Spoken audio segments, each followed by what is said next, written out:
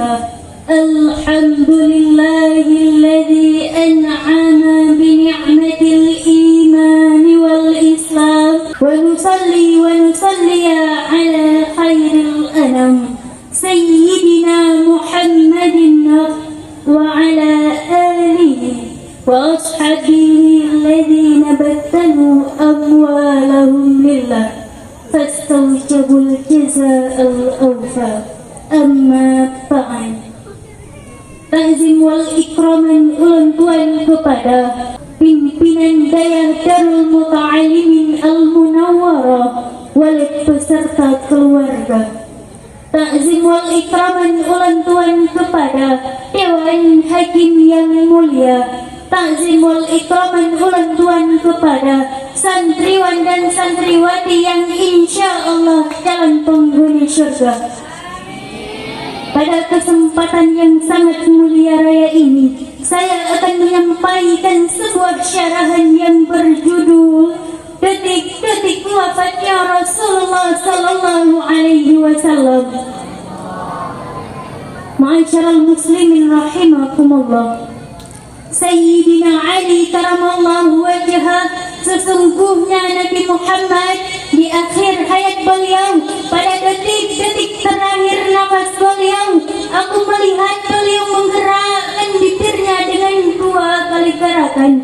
Ketika itu aku mendekatkan telingaku. Ketika aku dekatkan telingaku, aku mendengar beliau berkata, "Ummati, ummati."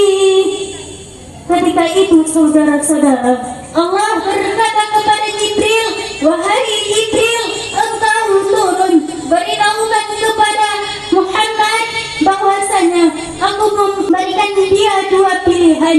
Apakah dia memilihku atau dia memilih dunia? Kalau dia memilih dunia, akan aku panjangkan umurnya. Kalau dia memilihku, katakan padanya akan datang kematiannya pada hari ini." Akhirnya saudara-saudara, datang Israel untuk mencabut nyawa Nabi Muhammad.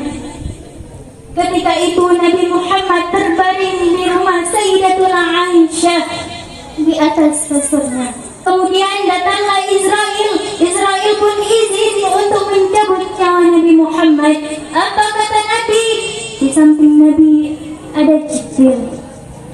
"Ya Khalil Jibril, wahai kekasihku Jibril, aku belum puas meninggalkan umatku kalau belum diberikan jaminan oleh Allah." Pergi Jibril menemui Allah Subhanahu wa ta'ala.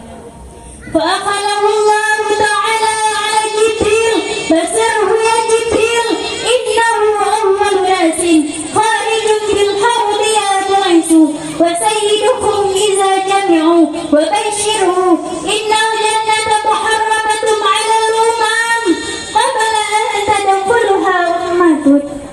Wahai Jibril, sampaikan kepada Muhammad, dia manusia yang pertama kali akan aku bangkitkan di hari kiamat dan menjadi manusia yang memimpin seluruh manusia kelak di hari kiamat.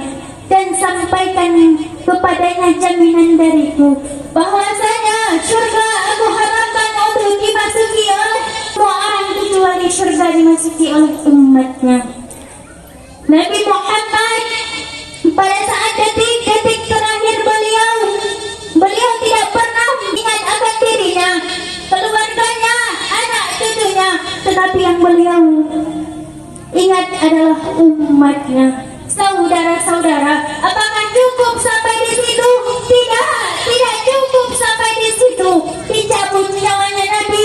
Ketika dicabut nyawanya Nabi Muhammad merasakan kesakitan. Beliau berkata, "Ya Khalil ya Israel, wahai kekasihku Israel, apakah seperti ini rasa sakit dicabut nyawa wahai Israel?" Saudara-saudara, Nabi Muhammad yang salat sampai kakinya bengkak, Nabi Muhammad yang salat sampai kakinya keluar tanah, merasakan sakit ketika dicabut nyawa.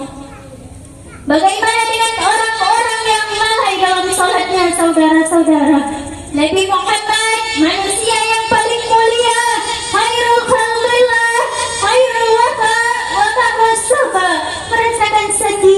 ketika dicabut nyawa. Masyaallah muslimin rahimakumullah. Ketika itu Nabi Muhammad telah dicabut nyawanya. Nabi Muhammad berkata kepada Israel, wahai Israel, apakah seperti ini rasa sakit dicabut nyawa, wahai Israel? Apa kata Israel? Iya ya Rasulullah, rasa sakit seperti inilah dicabut nyawa. Lalu Rasulullah bertanya lagi kepada Israel, wahai Israel, apakah rasa sakit seperti ini juga yang nanti akan dialami oleh umatku? Apa kata Israel? Iya ya Rasulullah, rasa sakit seperti ini juga yang nanti akan dialami oleh umat.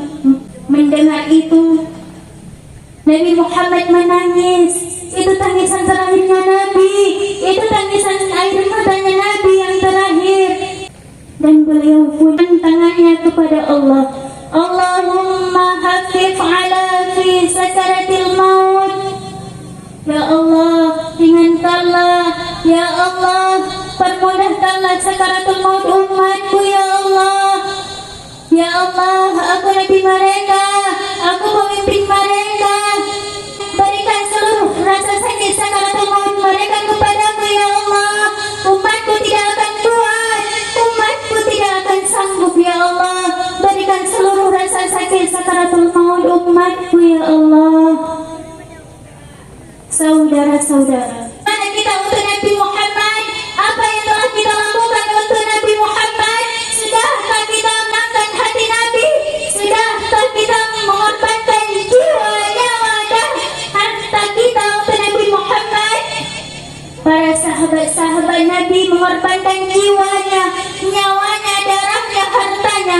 Sumayyah yang tua renta dipaksa keluar dari ajaran Nabi, dicambuk, ditombak keluar isi perutnya.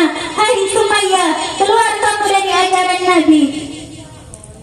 Setelah Rasulullah wafat,